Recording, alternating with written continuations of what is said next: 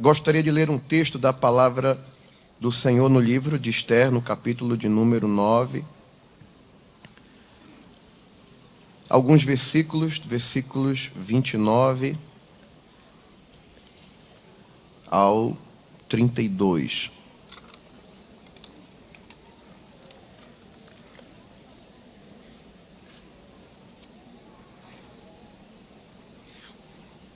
Diz assim a palavra do Senhor: Depois disso, escreveu a rainha Esther, filha de Abiail e Mardoqueu, o judeu, com toda a força, para confirmarem segunda vez esta carta de Purim. E mandaram cartas a todos os judeus, às 127 províncias do reino de Assuero, com palavras de paz e fidelidade, para confirmarem estes dias de Purim nos seus tempos determinados, como Mardoqueu, o judeu, e a rainha Esther lhes tinham estabelecido, e como eles mesmos já o tinham estabelecido sobre si e sobre a sua semente acerca do jejum e do seu clamor. E o mandado de Esther estabeleceu o que respeitava ao Purim, e escreveu-se num livro. Amém. Falar sobre Esther como uma referência para adoração é um desafio, porque normalmente nós não vamos ter uma percepção de Esther ligada a atividades do templo. Normalmente nós não vemos Esther em trabalhos devocionais no que diz respeito ao culto judaico. Porém, nós entendemos que a vida de Esther, sua conduta, suas percepções, a forma como ela encara a realidade que se lhe apresenta, constitui a base para um modelo daquilo que deve ser a verdadeira adoração. Porque quando nós observamos Esther em sua trajetória e conduta, nós percebemos que a adoração ela vai muito mais além do que simples gestos ou performance pública espiritual. A vida de Esther revela o que está por trás daquilo que veio a se tornar uma celebração que foi passando de geração em geração, como foi a festa de Purim, que nós vamos estar abordando, creio que mais perto da conclusão. De forma que, quando olhamos para essa mulher de Deus, nós temos a oportunidade de desconstruir alguns conceitos equivocados sobre a adoração. Porque a adoração vai muito mais além daquilo que se vê. Porque aquilo que se vê pode ser só aparência. E nem tudo que tem aparência tem essência. Mas Esther tem essência. Como é que a gente entende isso? Uma das coisas que a gente observa em Esther, olhando para o contexto onde ela surge na Escritura, Esther, ela aparece num momento em que Deus está tratando severamente com o seu povo. Ela nasce no tempo em que a tribo de Judá está no cativeiro, e ela já vem de um contexto extremamente difícil, né? Ela nasce provavelmente no cativeiro, ela vem de um ambiente familiar de perdas.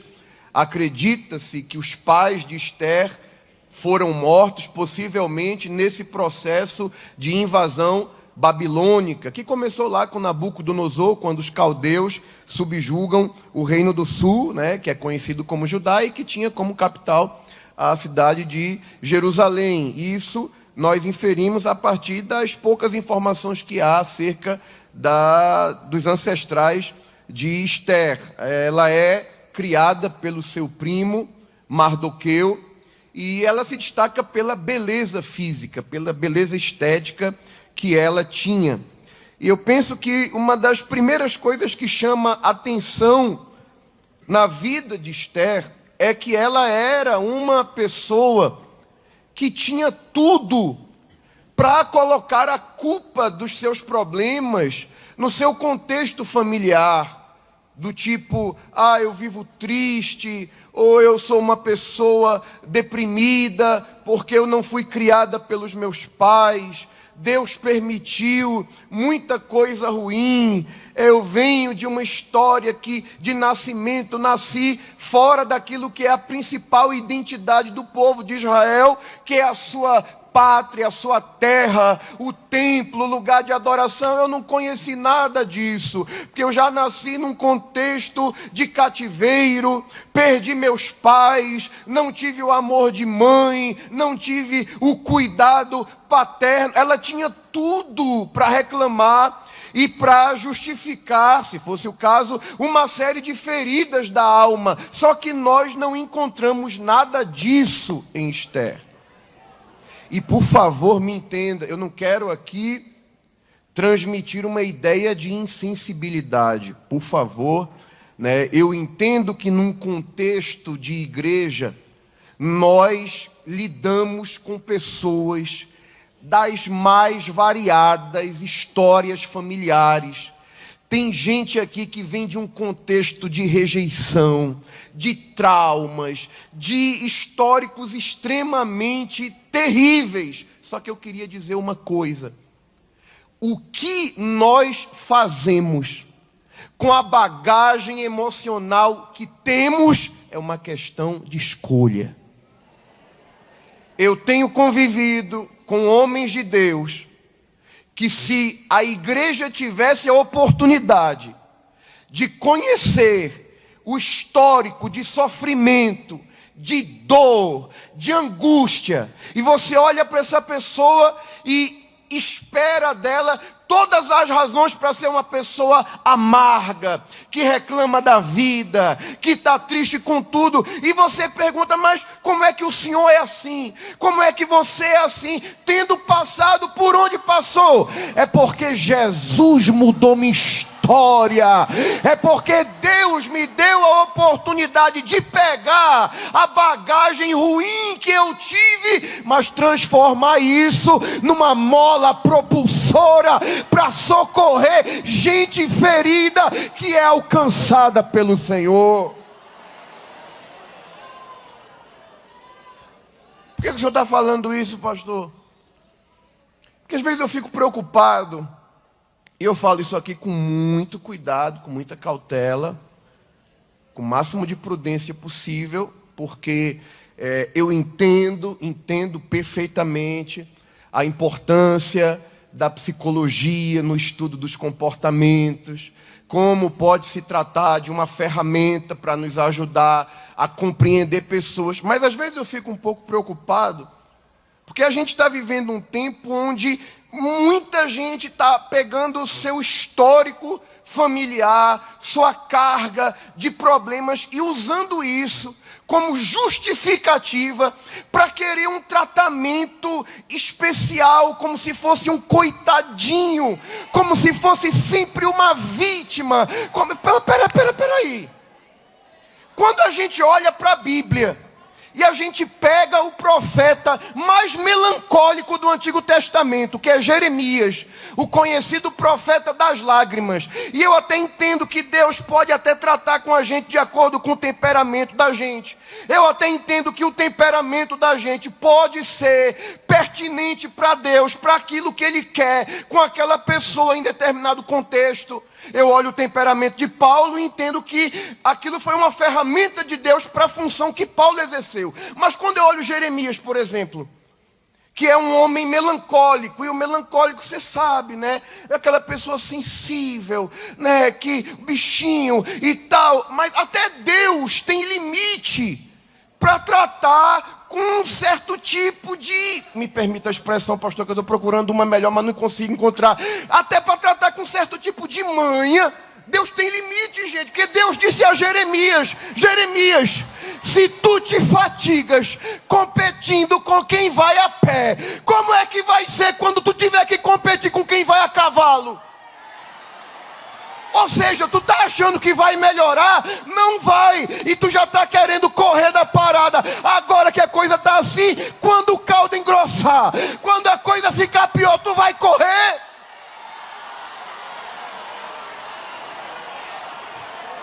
Aleluia.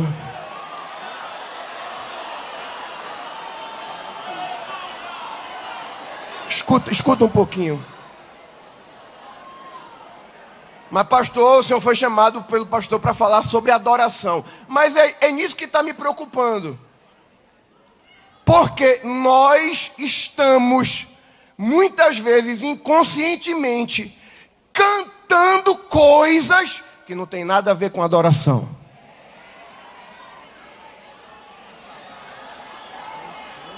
Nós estamos cantando mensagens de autoajuda, para melhorar o ego, para a pessoa se sentir melhor. E Deus não traz a gente aqui só para se sentir melhor. Deus trata com a gente para apertar os parafusos da gente, para fazer a gente ser melhor para Ele.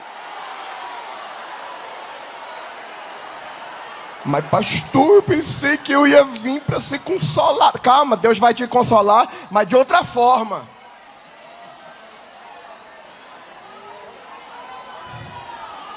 Escuta isso aqui, segura um pouquinho aqui. Às vezes, pastor, ou melhor, à medida que o tempo passa, eu sou mais convencido de que Deus tem certo senso de humor. Vou explicar por quê. Porque teve um tempo, e é isso que me preocupa, porque a gente vai recebendo esse tipo de mensagem só de autoajuda. Aí o que acontece? Que sabe que música, no âmbito da adoração, ela educa, ela ensina. Tem coisa que a criança aprende cantando, tem coisa que a gente absorve porque canta. Aí às vezes eu fico observando como é que Deus encara certo tipo de situação. Aquele tipo de mensagem repetitiva. Aí eu via muito crente que para ele adorar, ou para ele demonstrar uma sensação de adoração, ele tinha que ouvir aquilo que agrada a ele.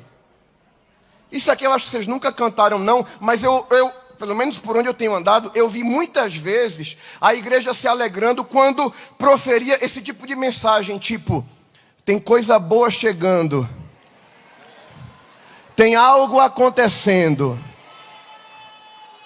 Por que eu acho que Deus tem senso de humor? Porque se cantava, tem coisa boa chegando, e se cantava. Aí depois eu parei para observar o que foi que chegou depois disso. Pandemia, lockdown, travamento da economia, os crentes sem poder sair de casa. Cadê a coisa boa? Isso é adoração?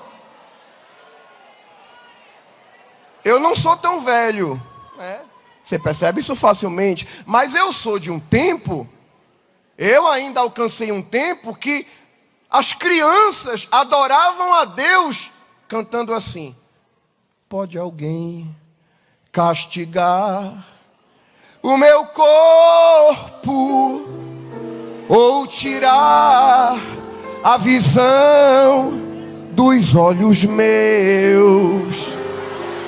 Pode alguém perseguir minha vida,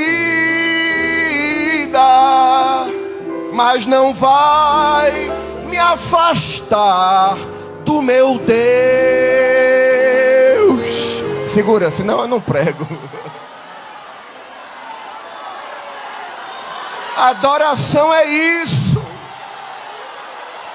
Não precisa dar tudo certo para eu adorar, porque a adoração está fundamentada na percepção que eu tenho de quem Deus é e de quem eu sou. Aleluia. Mas tu está no cativeiro, é porque Deus é juiz, Ele está tratando com a nação dele, Ele está purificando o povo dele da idolatria. Se Deus mandou o povo para o cativeiro, é porque Deus quer extirpar tudo que não presta do nosso meio. Deus é bom e eu adoro Ele por isso.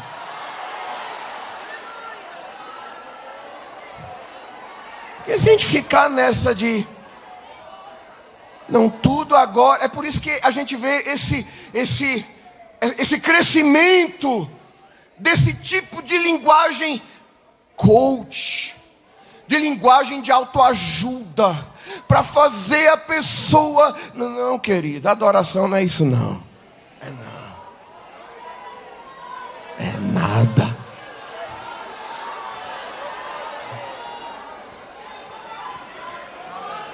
Glória a Deus.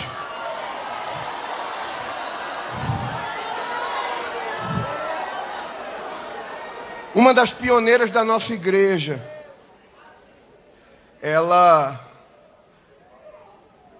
deixou a Europa, né, saiu da Suécia para acompanhar o marido.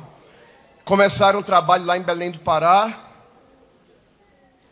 Belém do Pará é quente, né? Eu nasci em Manaus, parecido o clima. Ela contraiu malária várias vezes. Depois de estabelecerem um trabalho lá em Belém, em alguns estados, eles vêm para o Nordeste e foram para Alagoas começar o trabalho lá. E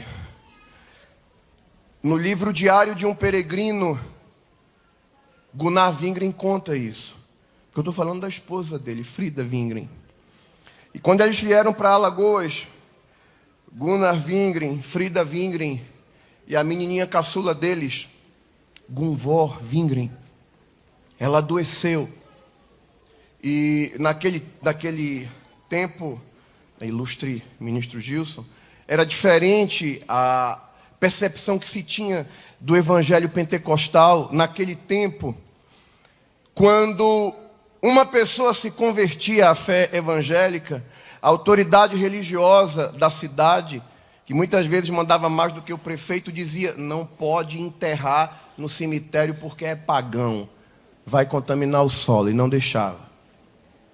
Era muito difícil, proibiam de vender para os pastores, os evangelistas e tal. E o que acontece é que Gunvor Wingren adoeceu, e ela foi se agravando o quadro, e Jesus não quis curar. E ela morreu. E Gunnar Wingren ficou destruído emocionalmente com isso. Tiveram que, me parece que viajar mais de 100 quilômetros até encontrarem uma cidade que permitiu eles sepultarem a filha. Ou seja, tiveram que rodar mais de 100 quilômetros com o corpo da filha, porque não puderam sepultar, porque a autoridade religiosa dizia que não podia, porque eram os nova seita, os bodes, como chamavam a gente antigamente. Se fosse hoje, com essa percepção alterada de adoração que a gente vê, se fosse hoje, eu conheço muita gente que teria dito: Deus, eu não aceito isso, porque eu sou tua serva, isso não é algo para alguém que te serve, eu não aceito isso. E quem és tu? Nós somos cacos entre os cacos, e não compete a nós perguntar para o oleiro: por que tu está fazendo isso?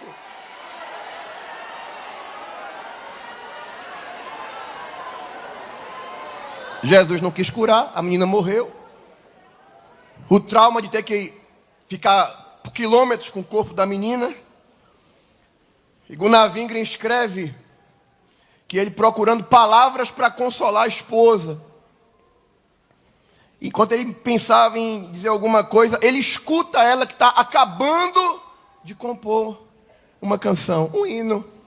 E entre os versos ela dizia: quando aqui as flores já fenecem, as do céu começam a brilhar.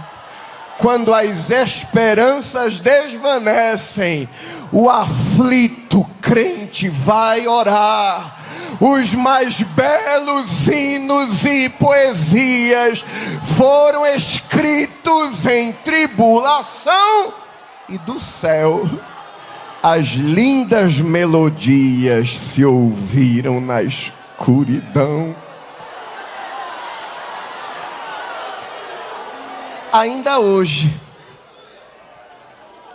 tem servas de Deus que quando fazem propósito de buscar o Senhor, vou cantar tantos hinos, canta esse hino e adora a Deus em uma expressão de louvor que nasceu em um contexto de profundo sofrimento e sentimento de perdas.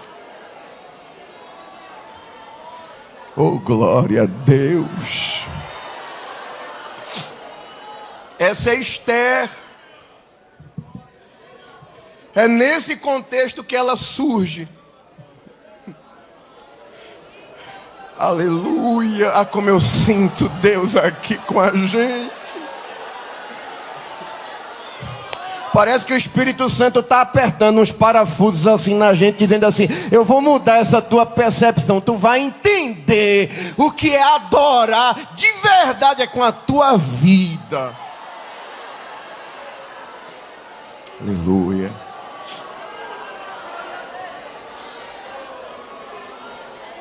De repente, você conhece a história. A Bíblia diz que acontece aquele problema com Vasti, que não vai se apresentar. E, bom, abriu vagas, né, para o concurso de rainha da Pérsia.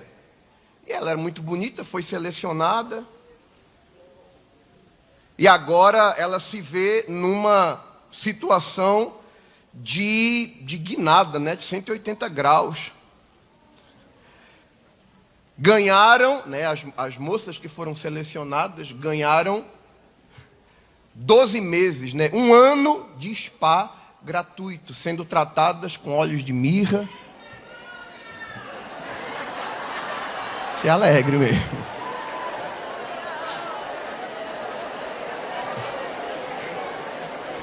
Eu sei, né? Eu sei que a maioria de vocês não vai dar muita importância para isso, né? Mas imagine aí, por curiosidade, 12 meses sem fazer nada, só sendo tratada com óleo de mirra e especiarias. Deus faz isso.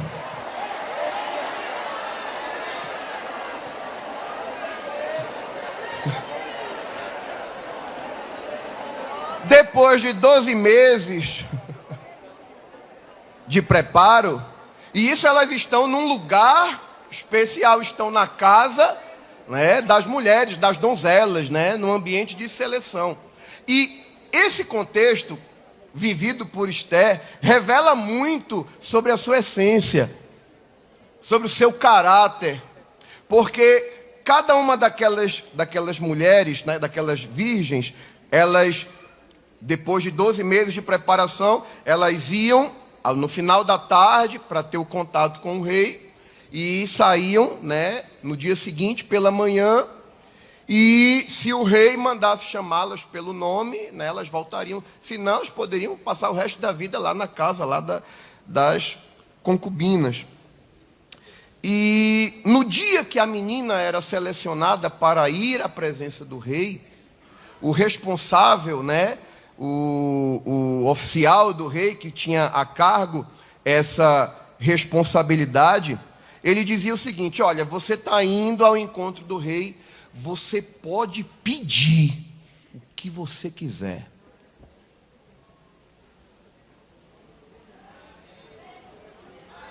Se Esther fosse, como muita gente que eu conheço, ela teria dito: é agora.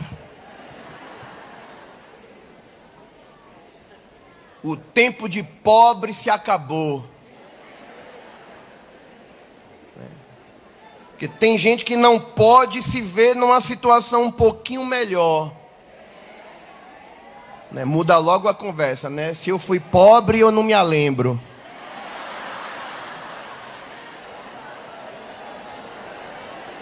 Tem gente, deixa eu colocar num contexto mais do evento, né? Tem mulher que o marido não pode ganhar uma honra a mais, não pode subir um degrau a mais, não pode receber uma promoção, não pode melhorar o salário, que ela, se puder, não está mais nem pisando no chão.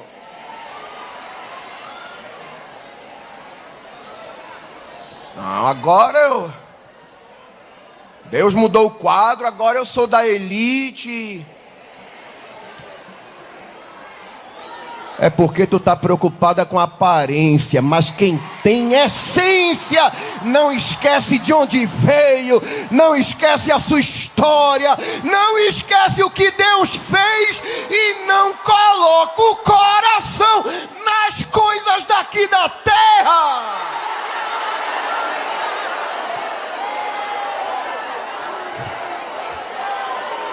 Aleluia! Oh, glória!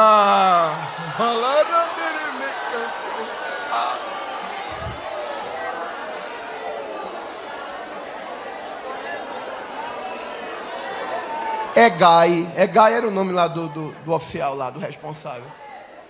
Tu vai querer o quê? Quero nada não. Mas quero nada não. Para mim tanto faz. Tá com meus irmãos na favela, tá no palácio chique, não faz diferença não. Cantar aqui no Templo Central, cantar lá na congregação dentro do mangue, faz diferença não. O meu negócio é com o céu. Isso aqui tudo é passageiro, isso aqui tudo passa.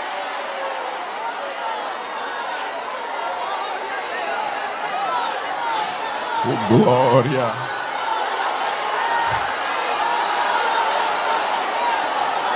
E às vezes Deus exalta a gente para revelar quem a gente é,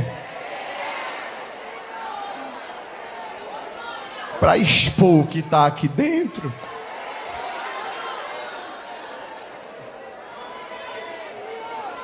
Gente,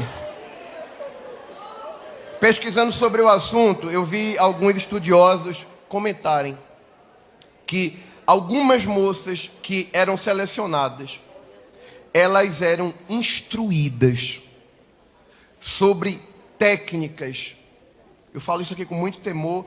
Elas eram instruídas, ensinadas sobre como satisfazer um homem na sua intimidade. Eram treinadas para isso. Algumas, desde a infância, até na forma de andar, de se movimentar, porque os pais sabiam que a menina era bonita, podia haver uma seleção, e a mãe já preparava: olha, você, se tiver uma oportunidade de ir para o harém do rei, você tem que fazer assim, assim, assim, assim. E Esther era crente.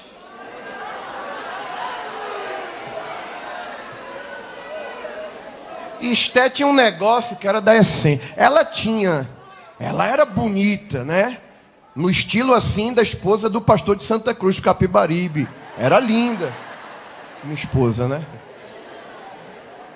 Mas a beleza de Esther não só estava no visual. Aí Egai ficou olhando assim. A Bíblia diz que ela alcançou graça aos olhos de Egai. Ela tem o seu encontro com o rei Assuero. Ui, pastor, se eu me empolgar aqui no horário, o senhor me...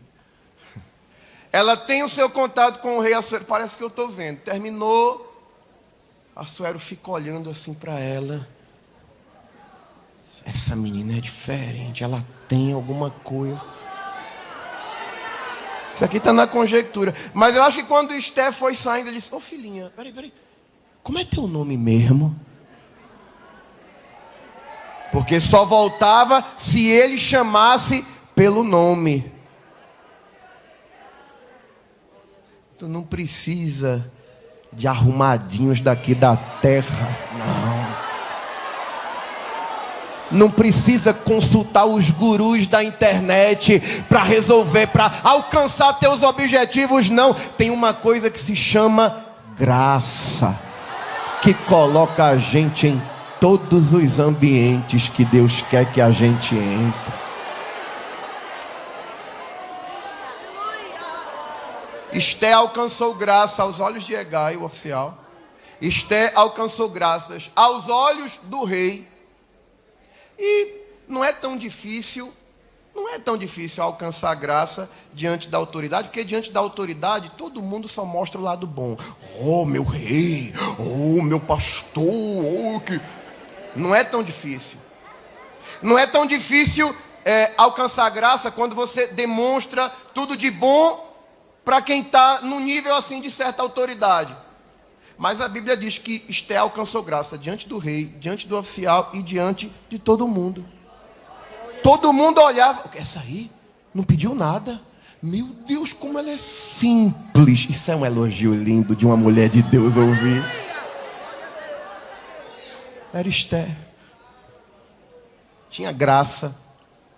Curiosamente, quando você observa o significado da palavra graça, no original, segundo o dicionário de Strong, a palavra graça significa favor, aceitação. Mas um significado extremamente curioso do termo graça é elegância. E a gente pode, mas o que tudo bem, graça como favor, graça como aceitação, né? O sentimento que me faz aceitável, que me faz favorecido. Mas o que graça tem a ver com elegância? É porque a ideia do conceito de graça é similar à impressão que uma pessoa elegante está. Por exemplo, quando uma pessoa precisa adentrar determinado ambiente, alguns ambientes exigem uma vestimenta adequada para aquele lugar, para aquela ocasião, para aquele ambiente. Se a pessoa não está vestida corretamente, ela não tem acesso, ela não entra. Em que sentido graça tem a ver com elegância? É como se Deus vestisse a gente com uma roupa especial que faz com que em qualquer lugar que a gente chega, alguém olha e diz assim, mas ela é tão agradável. Ela tem alguma coisa. Era Esté.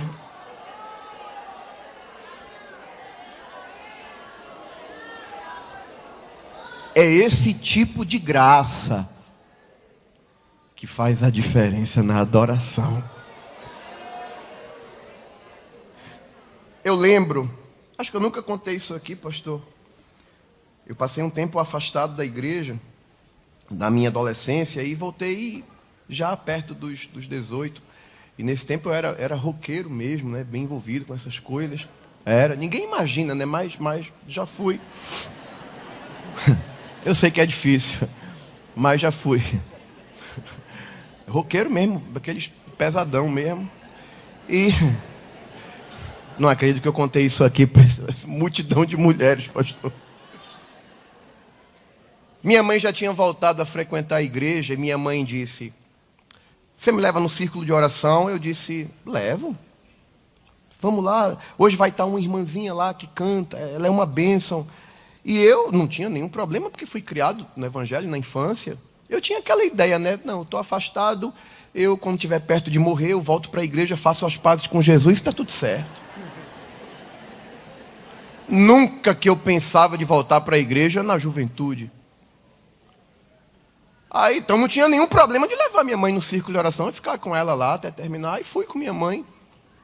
Cheguei no círculo de oração.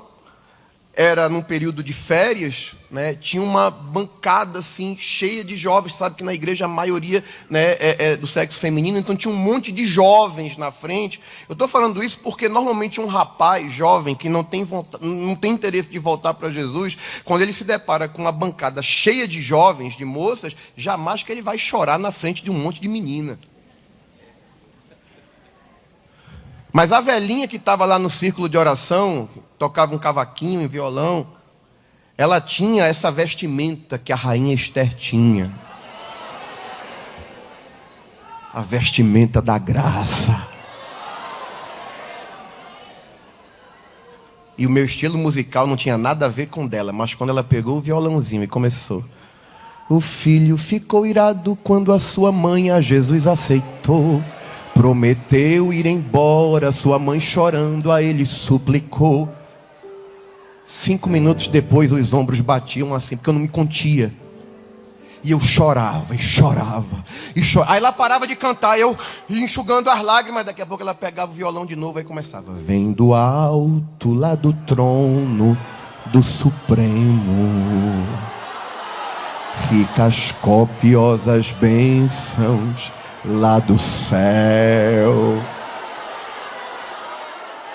E eu não sabia explicar o que era aquilo, porque eu começava a chorar. E chorava, e chorava, e chorava. E foi terminando o círculo de oração. A dirigente fez: meu filho, você quer aceitar Jesus? E eu disse: eu vou fazer o quê? Eu já estou quebrado aqui. Me joguei lá na frente. Estou aqui até hoje. Porque o segredo dessa igreja não está na técnica. Não tá, a qualidade musical é importante, a excelência naquilo que se faz. Tudo tem o seu lugar. Mas o segredo dessa igreja está na graça. A graça. Oh, glória. Eu estou sentindo essa graça aqui.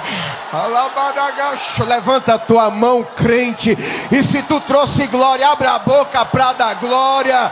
Se tem aleluia, dá aleluia. E se é batizado com o Espírito Santo, recebe essa porção de graça que te renova. E enquanto tu estás adorando no meio dessa tua prova, no meio dessa tua guerra, no meio desse teu problema, é tu adorando. Oh, glória. A graça descendo. E Deus trabalhando para resolver as tuas guerras. Porque o que é lindo no livro de Esther é que você não vai ver Deus usando o profeta. Você não vai ver ninguém dizendo assim diz o Senhor. Você não vai ver nenhum nome de Deus sendo falado abertamente, mas no silêncio, nos bastidores, aleluia, no controle da história. Deus está direcionando tudo e dizendo: a minha mão se estende sobre ti e te conduz e te coloca onde eu quero te colocar. Eu estou sentindo Jesus aqui. Abre a boca, crente. Te alegra nessa noite. Não importa a tua história, de onde tu veio, se alguém te rejeitou, se alguém não te quis, se alguém te abandonou, o céu olhou para tu e disse: tu é minha, eu tenho um negócio contigo, eu te amo, eu uso as tuas feridas para curar a muitos.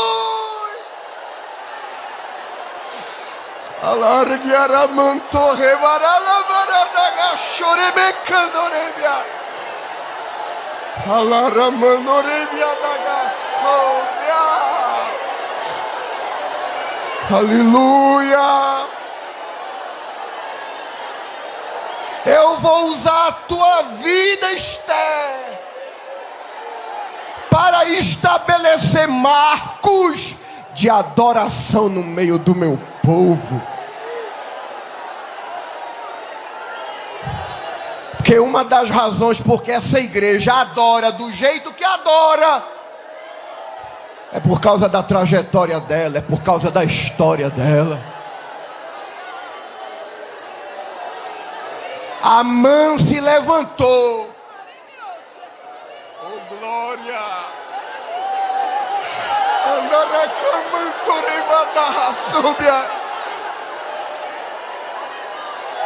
Amã se levantou para acabar com a história do povo de Deus. Eu vou acabar com a história. Era o espírito do anticristo, o mesmo espírito que atuou em Hitler, o mesmo espírito que atuou em Faraó, o mesmo espírito que atuou em Herodes. Porque o diabo sabe que se ele acaba com Israel, as promessas de Deus caem por terra.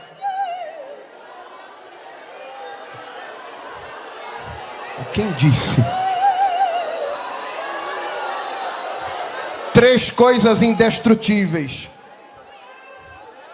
a nação de Israel, a palavra de Deus e a igreja do Senhor. Alguém pode se levantar para acabar com a tua história, para acabar com as tuas promessas, para acabar com a tua vida, mas não vai acabar nem com a tua história, nem vai arruinar as promessas e tu não vai morrer, vai não, porque o Deus de Esther é o Deus de Israel, é o Deus da palavra e é o Deus da igreja.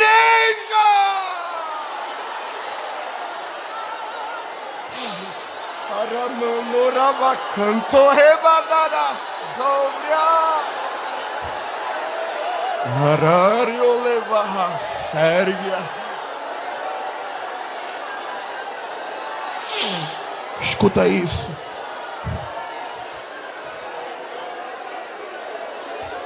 A Bíblia diz que Amã participou de uma prática chamada pur, que consistia em lançar sortes, que ele estava querendo estabelecer ali um momento para acabar com o povo de Deus.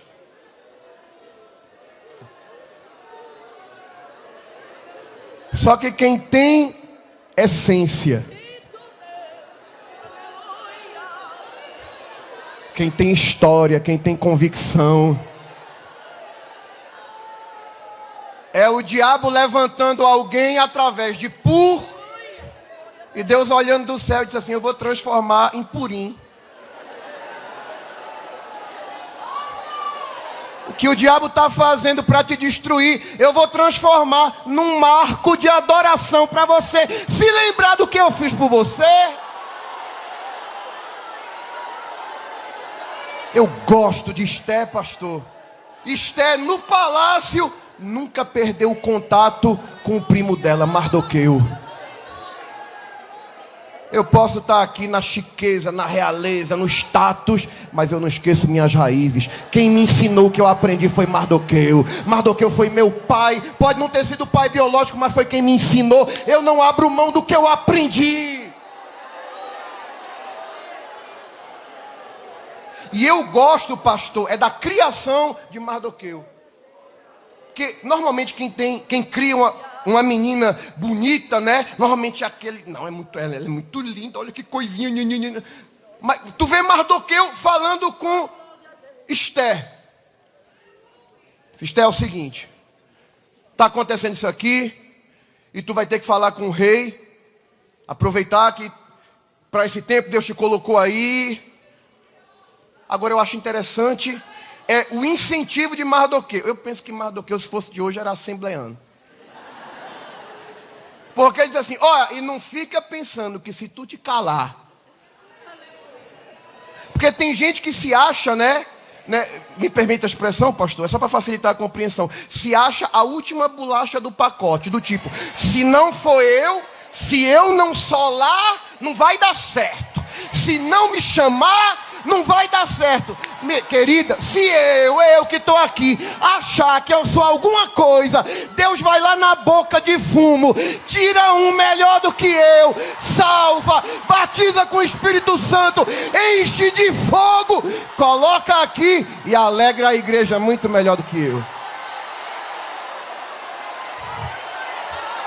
Deus conta com todos nós, mas não depende de ninguém. Se tu não fizer, Deus levanta, porque no celeiro de Jeová tem reserva.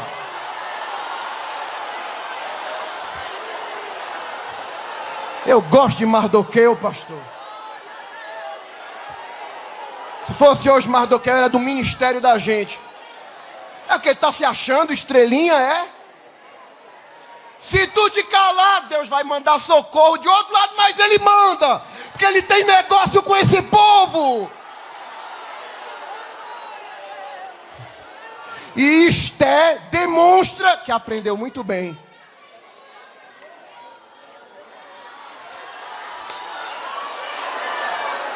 Escuta isso aqui. Não é tão difícil entrar num propósito quando você já tem certeza. Deus já sinalizou que vai dar vitória, mas Deus não fala nada aqui. Eu gosto da convicção de Esther. Chama as meninas dela, só vamos jejuar. 3 dias aqui ninguém come nem bebe nada. Aprendeu, é crente. Essa é a assembleiana raiz. Não é esse evangelho Nutella que fica terceirizando. Liga para fulana, fulana é um vaso, ela vai profetizar para mim, depois eu abençoo ela com uma oferta. Não, vamos orar, vamos jejuar, vamos entrar no altar. Manda o povo fazer o mesmo, Mardoqueu, e eu vou entrar na presença do rei, ainda que ele não me chamou. Mas peraí, eu vou, e se tiver que morrer, eu morro. Eu sei quem eu sou.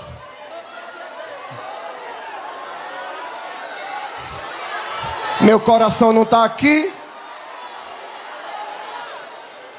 Se perecer, pereço. Eu estava tentando entender, pastor, já estou concluindo, por que Esté tinha essa convicção.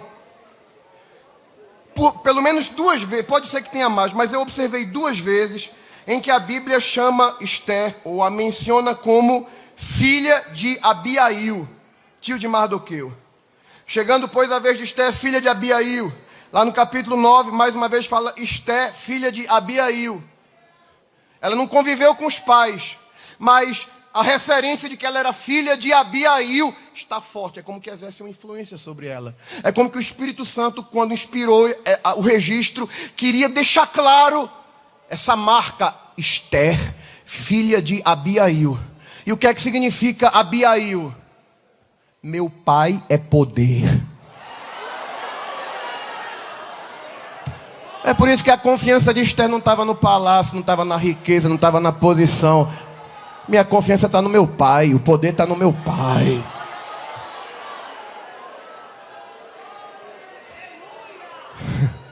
O poder está no meu pai.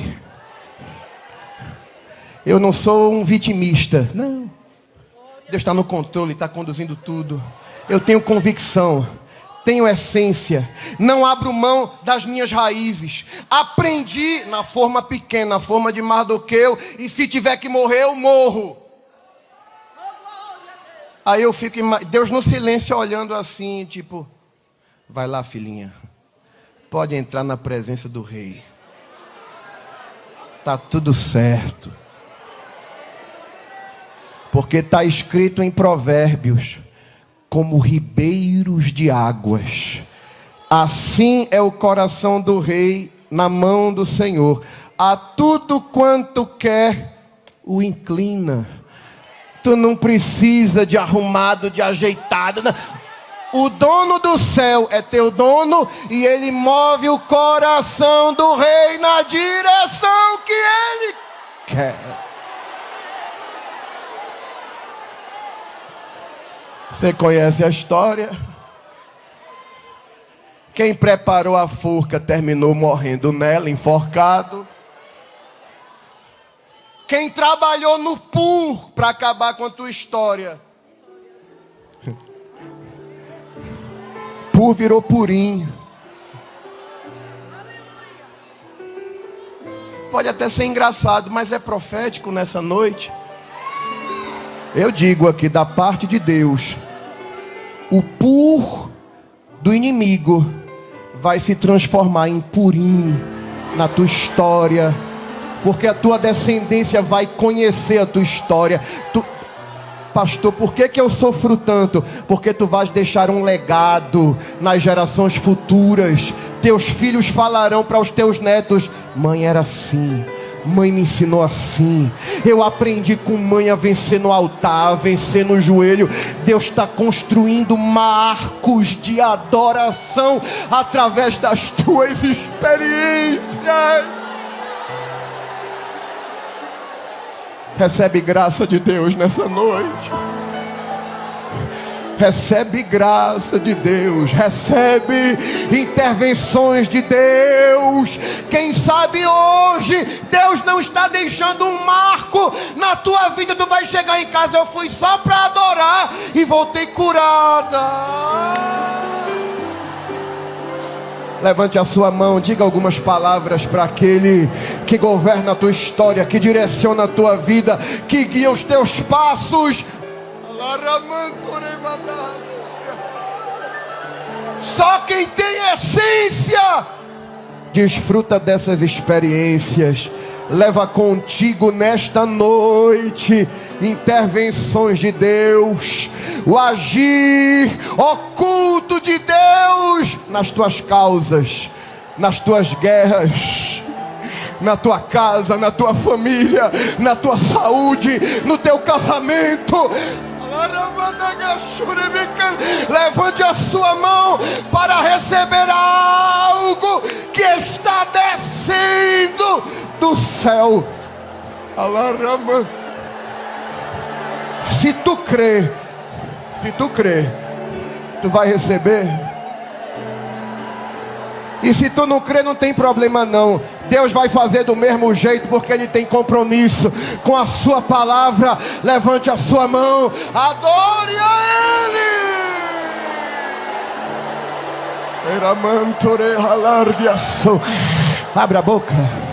Abra a boca para dar glória.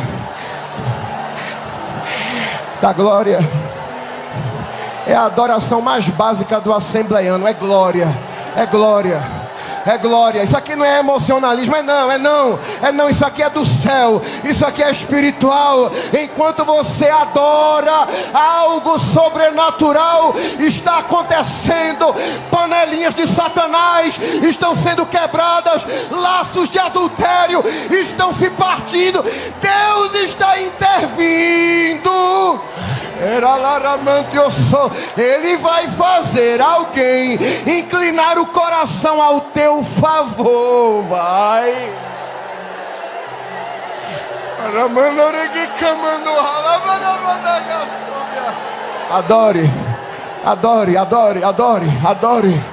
Adore. Levante a sua voz e exalte ao Deus que age nos bastidores. O Deus que trabalha no silêncio, o Deus que entra nos gabinetes e repartições para fazer com que a sua vontade se cumpra na terra, é o Deus dessa igreja. E é a Ele que você vai levantar a sua voz e adorar nesta noite.